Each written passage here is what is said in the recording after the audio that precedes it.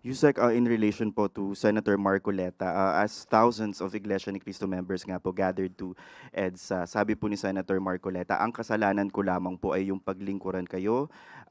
He also warned, ngunit kapag ako ay kanilang inaresto, hindi na po matutuloy yan, yung kanya pong advocacy in fighting corruption and yung sa flood control controversy. Akala po nila ay malilibing na ito sa limot. And he suggested that his possible arrest is also linked to Vice President Sara Duterte's impeachment.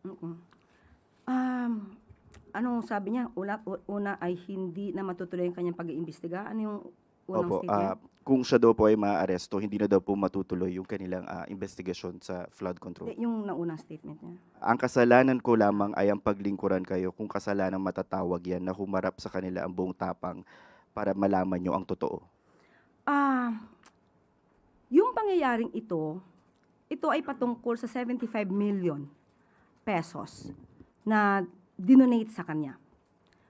Ang kaso na sa ngayon ay kinakaharap niya ay galing sa kanya mismo ang admissions.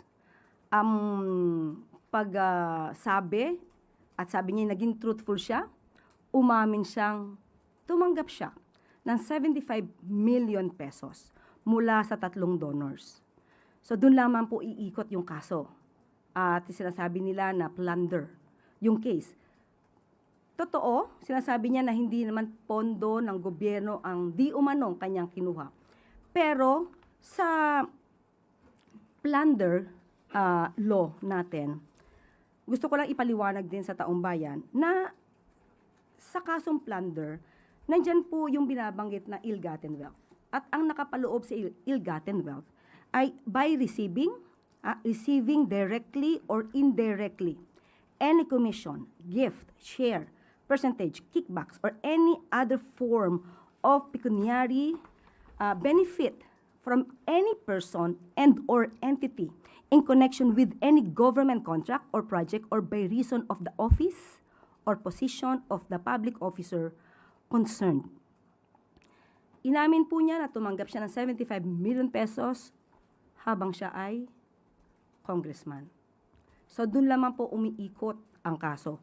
At siya naman po, ang sabi niya ay naniniwala siya sa justice system natin.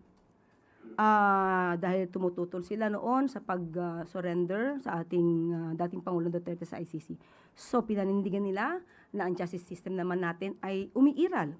So bakit hindi natin paganahin ang justice system natin at hayaan natin ang proseso? Kung ito naman po ay kanyang madedepensahan ng maayos dahil sa kanyang mga ebidensya, mas maganda po na ang hustisya ang siyang humatol, hindi sa pamamagitan ng pagrarally na naaapektuhan ang iba nating kababayan na hindi naman sangkot sa kaso na kanyang kinakaharap. In relation po dyan, si Vice President Sara Duterte naglabas din po ng statement accusing the Marcos administration of being defined by poor governance and of weaponizing the justice system by filing cases against imprisoning individuals who dare to speak out against alleged corruption. Sabi po niya sa kanyang statement, this administration has been defined by poor governance and its failure to acknowledge and address the country's real problems. Nag-ugat ang mga usaping ito dahil sa pagpapatupad ng Pangulo ng batas, sa mabilisang pagpapanagot sa mga taong sangkot. Kahapon, tinanong tayo, ang sabi natin kay Ivy, wala pang 1 taon, pero marami nang nakasuhan, marami nang naipakulong, ang isa nga po ay kaalyado pa ni dating Pangulong Duterte. I am referring to Senator Bong Revilla. Walang sinisino, walang kulay. Wala pang 1 taon. Pero naiinip ang karamihan. Pero hindi sila nainip sa 6 na taon ni dating Pangulong Duterte na walang halos nagawang pag-iimbestiga. Ganito na po. Isang halimbawa, 2018, nandyan na rin po si Senator Marcoleta. Kanila po na kino-question, kini-criticize ang mga flood control projects noon na naging ghost projects. 2018 pa po ito. Nandiyan na rin po si Senator Marcoleta. Pero wala tayong masyado na dinig kung meron mga pag-iimbestiga na isinagawa. Kahalintulad ng ipinagawa ni Pangulong Marcos Jr. ngayon. So sasabihin ba natin good governance? Definitely, absolutely, with regard to the administration of President Ferdinand R. Marcos Jr., we have this good governance. Ang itanong po natin ay kung ano ang nangyari sa nakaraan. Ba't di natin hanapin yung sinasabi ni dating Pangulong Duterte na ghost projects as early as 2020? Saan na rin po ba yung mga ghost projects at mga maanumalyang flood control projects na binabanggit ni dating Congressman Andaya? Bakit hindi rin natin ito hanapin? Hindi maaaring magturo basta ang Vice Presidente dahil ngayon lang po nagpaimbestiga ng ganito ang Pangulong Marcos Jr. Yung mga nakaraan na nagkaroon ng pang-aabuso sa pondo, maybe through build, nag-crossover pa sa panahon ni Pangulong Marcos Jr. Kaya nga po, nung napansin, nakita, nagpaimbestiga.